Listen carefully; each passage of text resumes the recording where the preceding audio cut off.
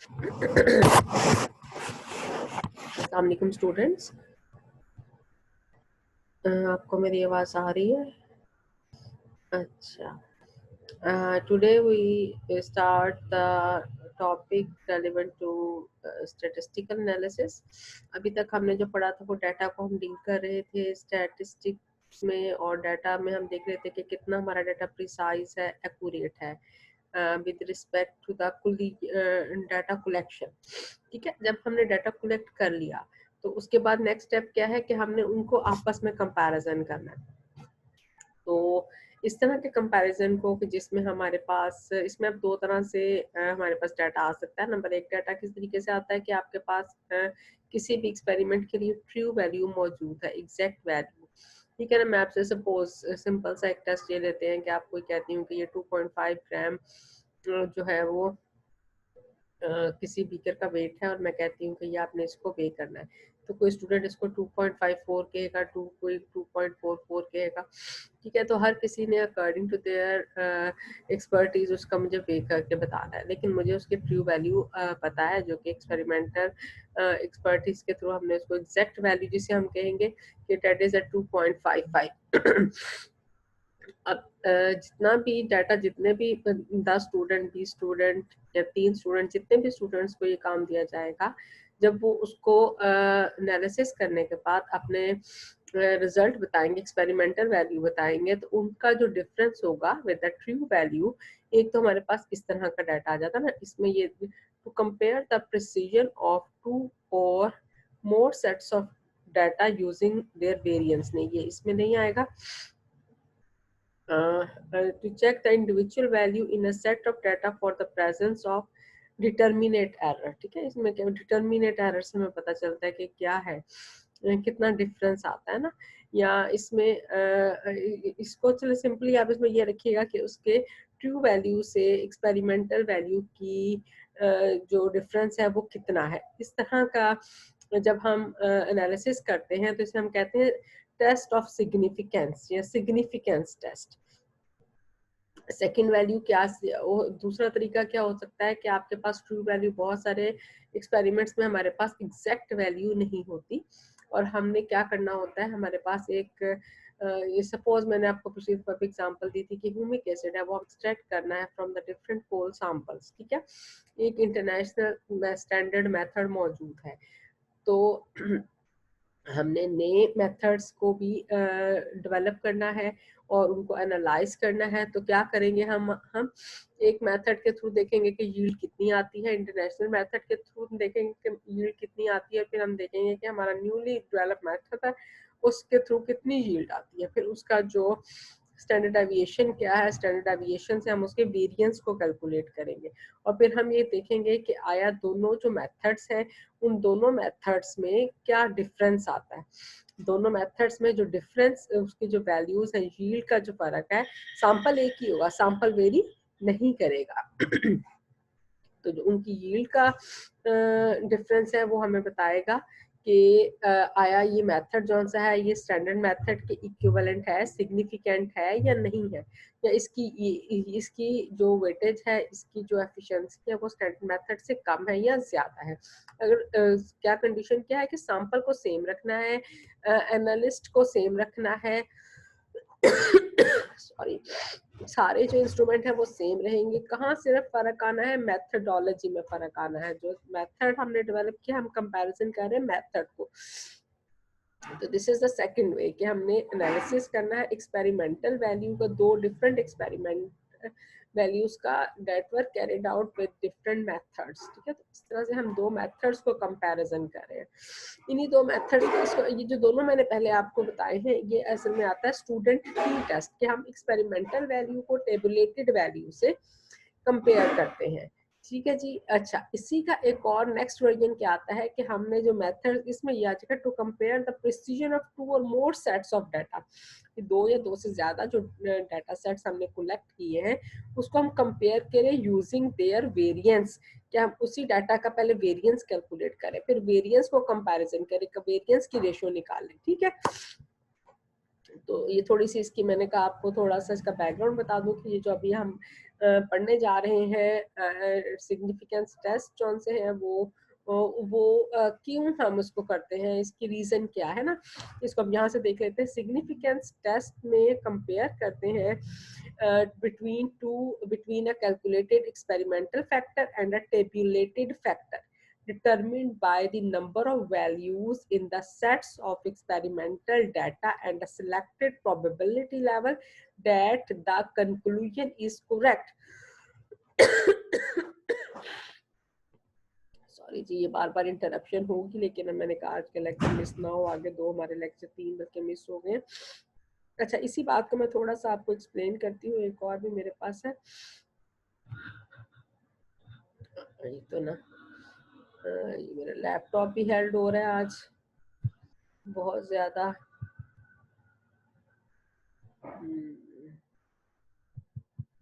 अच्छा जी, ये मूव करने को तैयार नहीं है कर्सर।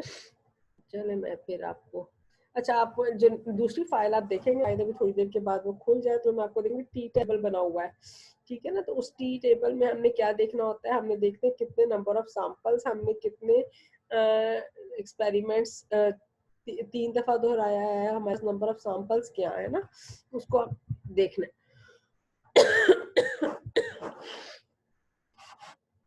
अच्छा जी, ये आ गया हमारे पास। चले मैं ना इसको, तो वही वाली फाइल है। अच्छा चले फिर हम इसको ना, ये टेस्ट आपने क्या बात समझ लिया कि हमने जो सिग्निफिकेंस टेस्ट है ये क्या करता है, ये कंपेयर करता है। नहीं जी, ये भी रिस्पॉन्ड नहीं कर रहा, वापस नहीं कर रहा, बहुत हेल्ड हो रहा है, फाइल ऊपर नीचे ही नहीं हो रही। चले दोबारा करती हूँ मैं। सिग्निफिकेंस टेस्ट में हमने जो एक्सपेरिमेंटल वैल्यू है उसको थ्योरेटिकल वैल्यू से हमने कैलकुलेट करना है। थ्योरेटिकल वैल्यू हमने एक टेबल बना हुआ है, टी टेस्ट के लिए टी टेबल है और एफ टेस्ट के लिए एफ का टेबल है। उस टेबल में हमने अलोंग द जो फर्स्ट रो है उसकी, उसमें हम देते हैं नंबर ऑफ एक्सपेरिमेंट्स कि कितने दफ़ा हमने वो एक्सपेरिमेंट्स, हमारा डाटा सेट कितने एक्सपेरिमेंट्स पर कंसिस्ट करता था। और अलोंग द रो जो है वो हमारे पास आता है कि हमने किस प्रोबेबिलिटी लेवल पर हमने उसको चेक करना है। तो प्रोबेबिलिटी लेवल जो सा है वो 90% है, 95% है, 99% है। जब हम कहते हैं कि हमारा रिजल्ट 90% प्रोबेबिलिटी पे, इसका मतलब है कि 10% जो है उसमें एरर की गुंजाइश मौजूद है। जब हम कहते हैं कि हमारा टेस्ट जो हमने किया है उसकी सिग्निफिकेंस 95% प्रोबेबिलिटी पर है, इसका मतलब कि 5% जो सा है उसको हम वहाँ पर जो है वो उसके रिजेक्शन के चांसेस मौजूद है। तो जब हम कहते हैं 99% पर प्रोबेबिलिटी है, तो इट मीन्स कि 1% चांसेस जो होते हैं वो मौजूद है कि जो हमारा एनालिसिस है ये करेक्ट नहीं है या यहाँ पे अदर ऑप्शन मौजूद है। तो समरी इसकी सिग्निफिकेंस के लिए हम इसको टू सिग्निफिकेंस टेस्ट को यूज करते हैं to check the individual values in a set of data for the presence of determinate error, to compare the precision of two or more sets of data using their variance, to compare the mean of two or more sets of data with one another or with known values to establish level of accuracy। पहली बात किस लिए करते हैं कि set of data में जो individual values है उसमें बायसनेस मौजूद है या नहीं, ये हमें पता चल जाता है जब हम मीन, मीडियन और standard deviation, confidence level, interval भी चेक कर रहे होते हैं। फर्दर क्या करते हैं हम कि कंपेयर करें प्रेसिजन को दो या दो से ज़्यादा डाटा सेट्स की क्या यूज़ करके, उसका वेरिएंस की वैल्यू यूज करके। वेरिएंस क्या था, स्क्वायर था ना हमारे पास, square root of standard deviation. और जब हमने मीन की बात की कि मीन हमने कंपेयर करना है दो या दो से ज्यादा डाटा सेट को एक दूसरे के साथ भी और with the non tabulated values के साथ भी, ठीक है। तो ये बेसिकली जो लास्ट पॉइंट है ये शो करता है टी टेस्ट को, और जो वेरिएंस का है इसको हम कहते हैं एफ टेस्ट पे ये फॉल कर रहा होता है। और ये जो सा है हमारे पास फर्स्ट पॉइंट, ये इसकी जनरल सिग्निफिकेंस है। अच्छा, अब ये जो भी हमने बात करनी है टेस्ट है वो हम क्यों करते हैं? टेस्ट आर बेसिकली बेस्ड, जब भी हम कोई एक्सपेरिमेंट प्लान करते हैं तो हम उसके लिए कोई एक नल हाइपोथेसिस हम ये क्यों कर रहे हैं। तो सपोज मैंने रिसर्च प्लान की कि मैंने अभी हम वही बार-बार मैं बात करती हूँ, मेरा रिसर्च टॉपिक भी है कि कोल से जो है ह्यूमिक एसिड का एक रिच सोर्स है। जो हमारा लो ग्रेड कोल है, it's a rich source of humic acid, ठीक है जी। तो ये एक नल हाइपोथेसिस है। अब मैंने इसको प्रूव करना है हायर परसेंटेज यील्ड देकर। जब मेरे पास डिफरेंट मैं एक्सपेरिमेंट्स करूंगी तो ये अगर मेरे पास हाई यील्ड आएगी तो ये जो है वो मेरा हाइपोथेसिस जो है वो कंफर्म हो जाएगा। और अगर वो नहीं आएगी तो ये मेरा नल हाइपोथेसिस जो है वो रिजेक्ट हो जाएगा। और अल्टरनेट हाइपोथेसिस वो क्या होगा कि it is not a good source for the humic acid production or not a rich source of humic acid। और कोई इसके जहन आपके जहन में हो नल हाइपोथेसिस के लिए, सपोज हम ये कहते हैं कि ये जो लेड की कंसंट्रेशन है वाटर में, वाटर इज जो फैसलाबाद एरिया में बहुत ज़्यादा हेपेटाइटिस की डिजीज बहुत ज़्यादा है, तो हम कहते हैं कि the contaminated water is a big cause of hepatitis C in the area of Faisalabad, ठीक है ना। तो इसको किस बेस पे हम कहते हैं, हम ये देखते हैं कि इसका मेन कॉज क्या है। जो है वो अनक्लीन वाटर, और जिसे आप कहते हैं सेफ वाटर नहीं है हमारे पास, कंटेमिनेटेड वाटर आता है। अंडरग्राउंड वाटर भी जो सा इंडस्ट्रियल एरिया होने की वजह से जो अंडरग्राउंड वाटर है वो भी कंटेमिनेटेड हो चुका है। तो हमारा नल हाइपोथेसिस क्या है, हमने किसी बेस पे ये असम्पशन दी है ना। अब हम जब डिफरेंट वाटर सैंपल्स को कलेक्ट करेंगे और देखेंगे कि हाँ अगर मैंने जौन सा है 10 वाटर सैंपल्स कलेक्ट किए उसमें से 9 कंटामिनेटेड है, तो ये हमारे उस नल हाइपोथेसिस को हम कहेंगे, एक्सेप्ट करेंगे हम उसको। और अगर वो नहीं होगा, हमारे पास 50% आता है, उससे लेस देन 50% वाटर कंटामिनेटेड आता है, तो हमारा जो नल हाइपोथेसिस है वो रिजेक्ट हो जाएगा। तो null hypothesis क्या होती है? It is an assumption that there is no significant difference between the values being compared। जब हम दो डिफरेंट वैल्यूज जिनको हम कंपेयर कर रहे हैं उनके दरमियान कोई सिग्निफिकेंट डिफरेंस मौजूद ना हो, the hypothesis is accepted if the calculated experimental factor is less than the corresponding tabulated factor. अच्छा, इसकी एग्जांपल आगे साथ आ जाएगी आपके पास कि जब हाइपोथेसिस को हम कब एक्सेप्ट करते हैं, जब एक्सपेरिमेंटल जो फैक्टर है, कैलकुलेटेड फैक्टर जो है वो लेस होगा than the tabulated factor, otherwise it is rejected and there is said to be a significant difference between the values at the selected probability level। The conclusion should always be stated clearly and ambiguously। Probability level 90, 95, 99 are considered appropriate for most of the purpose, but it should be remembered that there are also corresponding 10%, 5%, and 1% probabilities of the opposite conclusion being valid। ठीक है ना, 90% है जब हमने इस पे test किया, इसका नंबर 10% probability है कि opposite conclusion being valid। 95 के केस में 5% है, 99 के केस में 1% probability है कि जो opposite conclusion है वो valid होगा। If a test indicates that the null hypothesis is correct and that there is no significant difference between two values at the 95% probability level, it also allows the possibility that there is a significant difference at the 5% level। Separate tabular values for some significant have been compiled for what। अच्छा जिसको अब वो कहते हैं कि table हमने कहता दिया है कुछ वैल्यूज तक के लिए 1 टेल टेस्ट होता है, 2 टेल टेस्ट भी होता है। 1 टेल टेस्ट क्या होता है? The 1 tail test is used either, table जो बना होता है ना टी टेस्ट का टेबल, मैं आपको दिखा दूं टेबल अगर आप ये रिस्पॉन्ड करें मेरा लैपटॉप।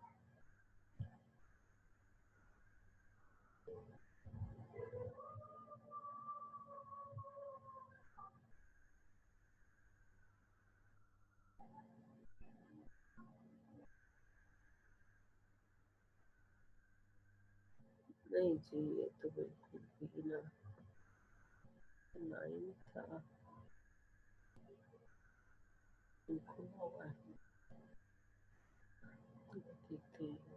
फाइल अगर खुल जाए तो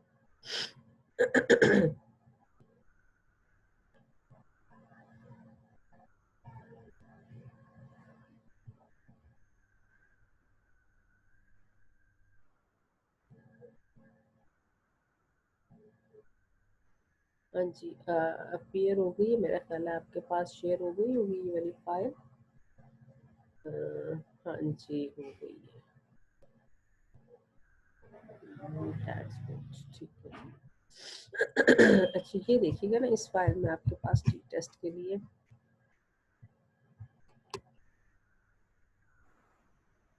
ये टेबल है, ठीक है ना। ये देखिए, T values for various confidence level के नंबर ऑफ ऑब्जर्वेशंस है हमारे पास 2, 4, 6, 12 तक अगर हमने ऑब्जर्वेशन लिए। Number of degree of freedom हमने कहा था कि हमेशा एक एग्जाम्पल कौन सा है वो हमारे पे रखते हैं चांस के उसकी वैल्यू कौन सी है, वो प्लस माइनस हो रही है।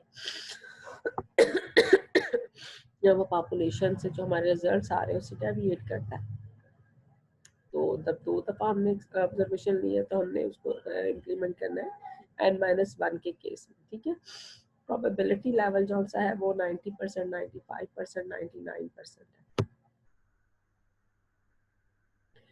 तो ये हमारे पास ये टेबुलेटेड टी वैल्यूज है। जब भी हमने टी टेस्ट लगाएंगे हम, तो क्या करेंगे कि हम इस वैल्यू को मैच करेंगे। 95 90% पे हमारा क्या रिजल्ट आता है, 95 पे क्या आता है, 99 पे क्या आता है, ठीक है। इस तरह का टेबल है जो हम टी टेस्ट के लिए यूज करते हैं। वन टेल टेस्ट है, टू टेल टेस्ट को भी हमने डिस्कस किया। तो टेल टेस्ट का मतलब ये है कि हमने उसको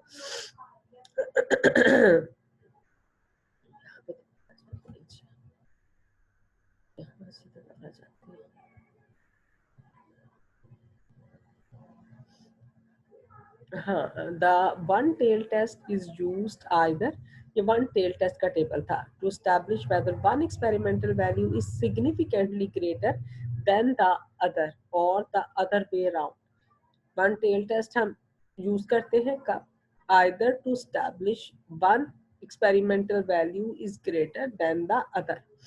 The two-tailed test is used to establish whether there is a significant difference between the two values being compared, whether one is higher or lower than the other not being specified. ठीक है जी। जब हम कहते हैं कि एक ने हर सूरत दूसरी से ज्यादा होना है, कोई ऐसा एक्सपेरिमेंट जिसमें हम एक फैक्टर को कंसीडर करते हैं कि इसकी वैल्यू हमेशा ज्यादा होगी, जो उसके ऊपर डिपेंडेंट होगा। कोई भी इसके केस में हम एग्जांपल इसको ले सकते हैं, अभी आगे हम इसे डिस्कस करते हैं। तो उसमें केस में हम वन टेल टेस्ट यूज करेंगे, और अगर हमने इस तरह का हमारा एनालिसिस है कि कोई सा भी वैल्यू हाई होगी या लोअर होगी, कोई स्पेसिफिक नहीं है, तो हम two tail test, two tail F test भी होता है, टी टेस्ट भी होता है, तो वो यूज करते हैं, ठीक है। अब स्टूडेंट टी टेस्ट है, ये दूसरी टेस्ट, इसमें ज्यादा अच्छा शेयर हुआ है।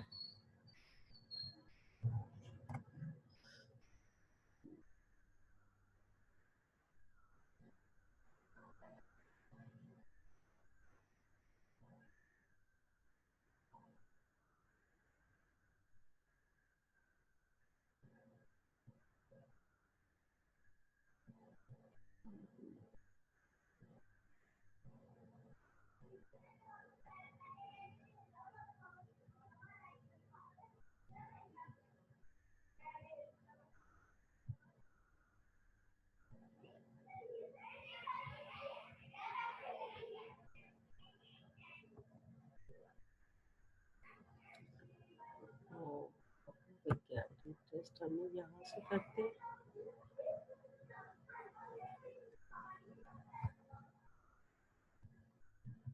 हाँ जी। टेस्ट ऑफ सिग्निफिकेंस, इस बुक से भी हम देखते थे। In developing a new analytical method is often desirable to compare the results of that method with those of an accepted method. This can be done by following test known as test of significance. Direct इस पर आके उसने hypothesis वगैरह को explain नहीं किया, इसलिए मैंने उस बुक से कुछ नोट्स लिए आपके लिए। तो स्टूडेंट टी टेस्ट क्या है, comparing a mean value with a true value, कि इसमें अपने मीन को कंपेयर करना है ट्रू वैल्यू के साथ, जो मैंने एग्जांपल आपको दी थी। तो इसमें इंग्लिश के miss writing in the pen name of the student propose a test to know whether there is a significant difference between a new method and a standard method or not. This test is called the student t-test. Two sets of replicate measurement are made by two different methods.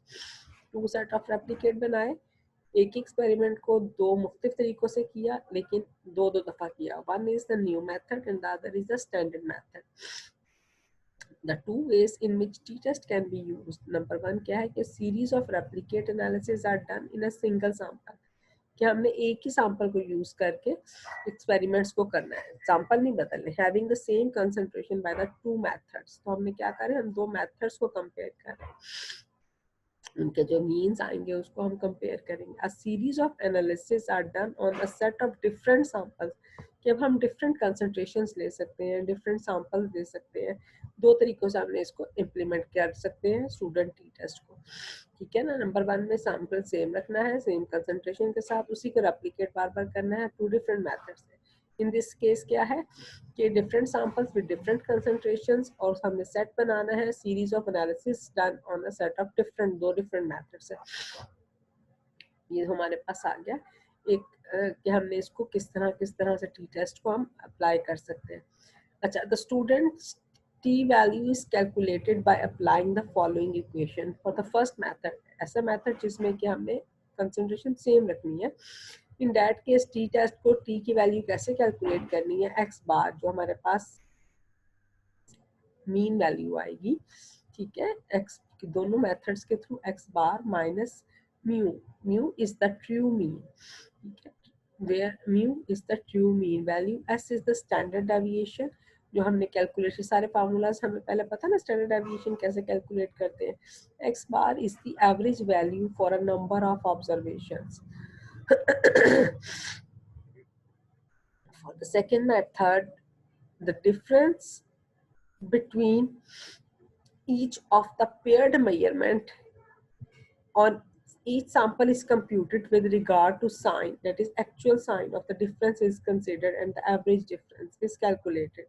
And the individual difference di minus d bar से हमने compute करना है, उसके बाद उसका standard deviation निकालना है, और फिर t वैल्यू टेबुलेटेड से उसको कैलकुलेट करना है. ये फार्मूला यूज होगा t is equal d bar over s t under root N,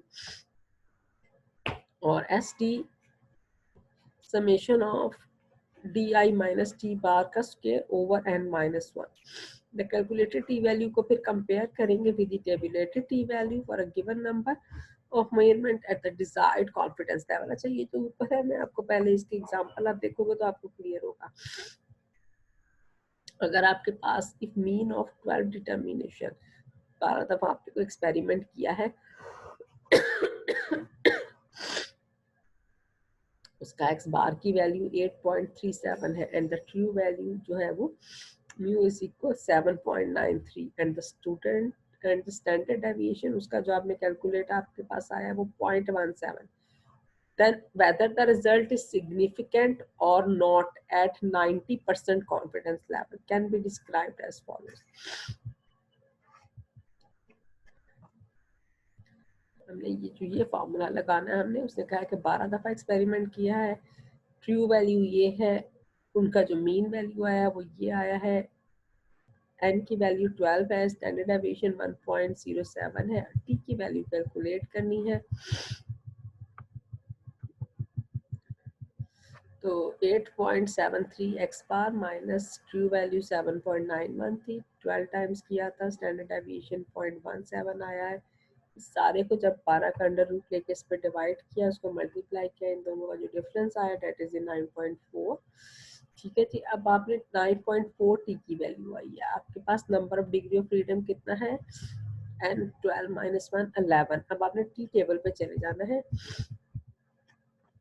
90% confidence level पे उसने कहा था, तो 11 1.812 1.8 90% पे 1.812 टी टेबल में इसकी वैल्यू 1.812, यहाँ पे 9.4, तो ये बहुत ज्यादा है, it's a greater value. From tea table from 11 degree of freedom 90% confidence level पे क्या value 1.80. therefore the calculated value exceeds the tabulated value, Hence, there is a significant difference between the results of the two methods at 90% confidence level. Clear हुआ आपके पास कि पहला method क्या था कि हमारे पास दो डिफरेंट मेथड से हम सेम कंसंट्रेशन को रेप्लिकेट में जब कर रहे हैं, उन सब का मीन निकाला है, उन सब के मीन को जब हमने टी टेस्ट अप्लाई किया है तो उसकी वैल्यू कैलकुलेटेड वैल्यू जो सी वो टेबुलेटेड वैल्यू से बहुत ज्यादा है। इट मींस कि जो दो डिफरेंट मेथड्स हमने यूज किए हैं वो सिग्निफिकेंटली डिफरेंट है, उनको हम सेम कंसीडर नहीं कर सकते, उनकी वर्थ सेम नहीं है। ठीक है जी, ये फर्स्ट केस था, मेरा ख्याल आपको अब समझ आ गई होगी। अच्छा, सेकंड क्या है? सेकंड केस क्या था कि two sets of results for a number of individual samples by a new analytical method and a non-standard method to determine whether there is a significant difference between the two methods at 95% confidence level. ये data set दिया, ये samples है 1 2 3 4 5 6। New analytical method के through हमारे पास ये readings आई हैं, standard method के through ये रीडिंग्स आई हैं। डी आई हमने according to D1 minus D2, ठीक है ना, ये जो ये वैल्यू हमने माइनस करनी है 10.2 10.5 इस माइनस किया इसको इस मेथड से, न्यू मेथड को माइनस स्टैंडर्ड मेथड से with reference to the symbols, ये साइंस आपने करना है ना, वो 10.5 ज्यादा है इसलिए माइनस 0.3 आएगी। 12.7 माइनस 11.9 तो 0.8 आ गई। 8.6 माइनस 8.7 माइनस 0.1 आ गया।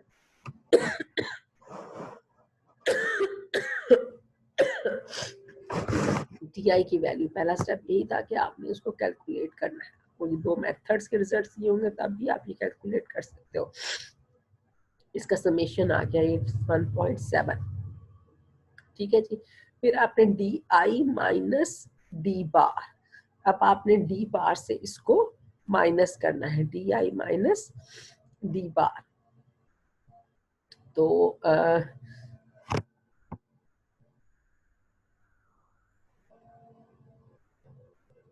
डी बार आपके पास क्या आया है, ये 1.7 डी आई डिवाइडेड बाय 6, दोनों का जो डिफरेंस निकाला डिवाइडेड बाय 6, 0.28 जब आप इसे करेंगे तो अब आपके पास डी आई की वैल्यू आपने माइनस करते जाना है।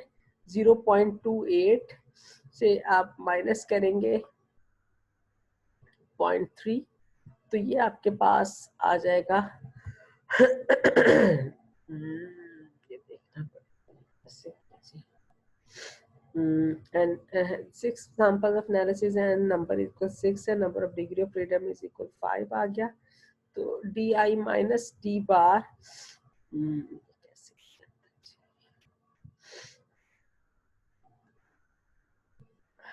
कैलकुलेट है, मैं करती हूँ, तो बस आप वेट करें।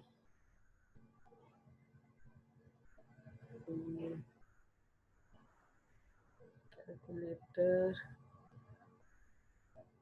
0.28 माइनस 0.6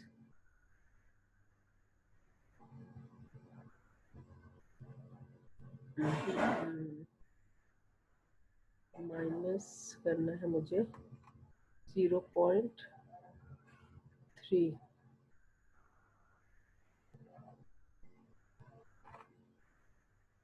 जीरो माइनस 3 माइनस 0.28। हाँ जी, जब आप इसे ये था हमारे पास माइनस 0.3, इसकी वैल्यू थी, माइनस करना है 0.28 तो आपके पास आ जाएगा माइनस 0.58, माइनस 0.58, इसको आपने राउंड ऑफ किया माइनस 0.6 बन गया, ठीक है। फिर ये आपके पास 0.8 वैल्यू है, ये 0.8 माइनस किया 0.28 को, तो अब आ गया 0.52, राउंड ऑफ करके 0.5, ये है 0.28 माइनस 0. इसको भी कर लें माइनस 0.1 माइनस 0.28, तो ये बन गया 0 ये आ जाएगा आपके पास 0.38 0.38, ठीक है। इसी तरह से ये सारे आपके 38 है तो इससे राउंड ऑफ कर देंगे 0.4 बन जाएगा। तो इसको आप सारे को कैलकुलेट करेंगे और फिर आप इसका 0.38 का इसका स्क्वायर ले लेंगे आप, तो ये आपके पास 0.6 तो आ जाएगा 0.36, 0.5 का 0.25, 0.16, 0.3 का 0.09, 0.1 का 0.01, इन सब का स्क्वायर लेंगे तो समेशन आ जाएगी DI minus D bar square की। अब आपके पास स्टैंडर्ड डेविएशन कैसे कैलकुलेट करना है, जो आपके पास DI minus D bar square 0.28 divided by degree of freedom 6 minus 1 5 आ गया, तो ये आपके पास स्टैंडर्ड डेविएशन आ गई। डी वैल्यूज की कैसे कैलकुलेट करनी थी, जो पिछला हमने सेकंड फार्मूला लगाया था, ये था standard deviation summation of DI minus D बार का स्क्वायर ओवर n माइनस 1। जब आपने इसकी ये कैलकुलेट की तो ये आपके पास टी वैल्यू जौन सी है, T value degree of freedom करने के बाद टी वैल्यू के लिए फार्मूला क्या था जी हमारे पास, ये था फार्मूला इसके लिए डी बार जो स्टैंडर्ड डेविएशन कैलकुलेट किया मल्टीप्लाई एन अंडर रूट, ठीक है जी। तो ये एन अंडर रूट करके सारे को कैलकुलेट किया, 1.63 वैल्यू निकली है, 1.63। क्या उसने कहा था 95% कॉन्फिडेंस लेवल पे हमने डिटरमिन करना है इस टेस्ट की सिग्निफिकेंस। तो अब हम 95% पे चले जाएं, 95% की लाइन ये है और हमारे degree of freedom 6 number of observation थे, डिग्री ऑफ फ्रीडम 5 थे, 2.571, तो दिस वैल्यू इज स्मॉलर, ठीक है ना। ये वैल्यू जो सी है ये ग्रेटर है और ये वैल्यू स्मॉलर है। इट मींस जो टी कैलकुलेटेड है वो less than t table and there is no significant difference between the two methods at 95% confidence level. दोनों मेथड्स को हम इक्वली वेटेज दे सकते हैं। दोनों जो मेथड है जो हमने न्यू डेवलप मेथड किया है वो मेथड के इक्विवेलेंट है, दोनों के रिजल्ट्स में कोई सिग्निफिकेंट डिफरेंस मौजूद नहीं है। अच्छा, एक और ये भी टी टेस्ट के अंदर ही आता है, लास्ट में हम देखते जाते हैं ये भी। Suppose that a sample has been analyzed by two different methods yielding एक मीन को अब हमने कंपेयर कर रहे हैं, टी टेस्ट के जरिए ही करेंगे। एक का मीन जो है वो x1 बार आता है, दूसरे का x2 बार आता है। एक का स्टैंडर्ड डेविएशन S1 है और दूसरे का S2 है। Number of N1 and N2 are the number of individual results obtained by the two methods. The first step is to calculate a t-value using the formula x1 minus x2, ठीक है। एक का जो mean है दूसरे से minus करेंगे और जो स्टैंडर्ड डेविएशन है वो हम कहते हैं कि सेम है, तकरीबन सेम होती है, बहुत फर्क नहीं होता। A second step involve entering the T table at a degree of freedom given by n1 जमा n2, जितने हमारे पास नंबर ऑफ सैंपल्स थे n1 n2 के उसको में से 2 माइनस कर देंगे and the desired probability level पर हम उसे चेक करेंगे,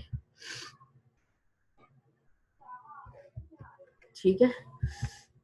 तो if the value in the table is greater than the t for the data, the difference between the mean is not significant. Example उसने क्या दी है कि हमारे पास ये x ये मीन x1 के थ्रू आया है, ये 2 x2 वैल्यू है मीन की, स्टैंडर्ड डेविएशन 0.10 है, 0.12 नियरली सेम है। ये एक को 5 दफा किया है, एक को 4 दफा हमारे पास एनालिसिस है, तो दोनों के मीन को कंपेयर करना है दो डिफरेंट मेथड से।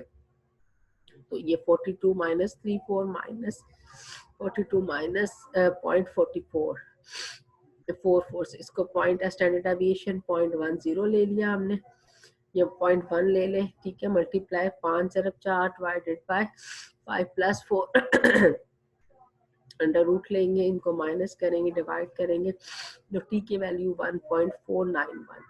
टेबल पे जाएंगे, n प्लस 1 हमने कहा था 4 जमा 5 9, 9 माइनस 2 7, डिग्री ऑफ फ्रीडम पे 95, प्रोबेबिलिटी लेवल पे हम टी की वैल्यू को कैलकुलेट करेंगे। 7 पे 6 डिग्री ऑफ फ्रीडम, 95 पे 2.447 वैल्यू है।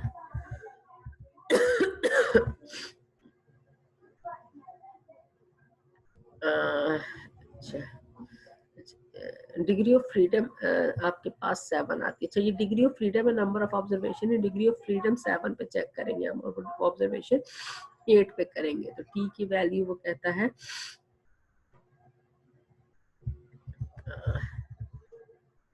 ये 8 पे चेक करेंगे, डिग्री ऑफ फ्रीडम 7 है इसकी, तो 95% पे 2.367, 90 पे 187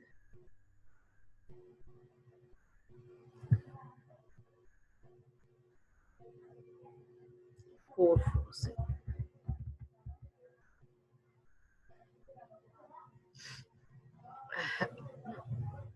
36 for the 95 probability level t is equal to 2.36, and since 1.96 will less than 2.365 से, so the difference is not significant. ठीक है, ये थे हमारे पास 3 different phases. How we can apply the t-test for different sets of experiment for different जो conditions हैं। पहले में हमने देखा कि हमने सेम कंसंट्रेशन रखनी है और हमने उसको सॉरी जी, अब मेरी आवाज़ निकलनी बिल्कुल बंद हो गई और आप लोगों ने बड़ी मुश्किल से जौन सा है वो बियर किया है, इसके लिए आपका शुक्रिया। अभी आप जब सुनेंगे तो आपके कानों में ठीक ठाक किस्म की जो है वो सेशन सी होगी, लेकिन मैंने कहा आपका एक और लेक्चर ना ही ज़ाया हो, काफ़ी ज़्यादा सिलेबस है इसका आगे भी, और ये कुछ आपकी प्रैक्टिस के बगैर आपको आएगा भी नहीं। क्या होगा कि आप इसको अंडरस्टैंड कर रहे होगे, ठीक है। तो हाँ, अब मैं इसको थोड़ा सा एक्सप्लेन करती हूँ, चार्जिंग भी ख़त्म हो रही है।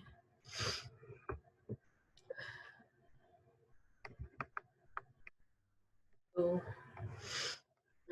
इसको हमने टी टेस्ट को आज डिस्कस किया, टेस्ट ऑफ सिग्निफिकेंस क्या है, नल हाइपोथेसिस क्या है।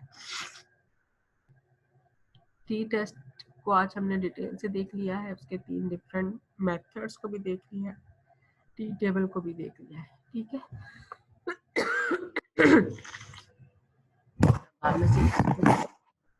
तो वो फिर होपफुली ये कुछ ऐसा है कि आप इसको हम कोई अगली क्लास जूम की देखते हैं कि जिसमें आपकी डायरेक्ट हम कांटेक्ट कर सकें। अदरवाइज अगर आपको मुश्किल नहीं है देन नो प्रॉब्लम, लेकिन अगर मैं शायद आप लोग स्टैट का कोई कोर्स पढ़ रहे हो, अगर पढ़े होगे तो आपके लिए ईजी हो जाएगा।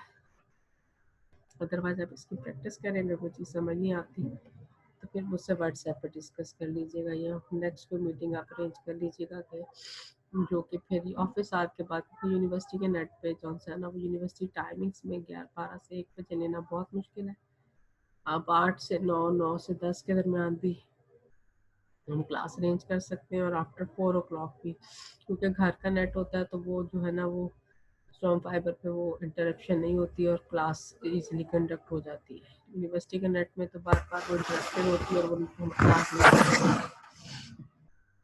ठीक है जी। तो आज के लिए इतना काफ़ी है, मेरा गला भी बिल्कुल ख़त्म हो रहा है, साथ देना छोड़ा। अल्लाह हाफिज़, टेक केयर।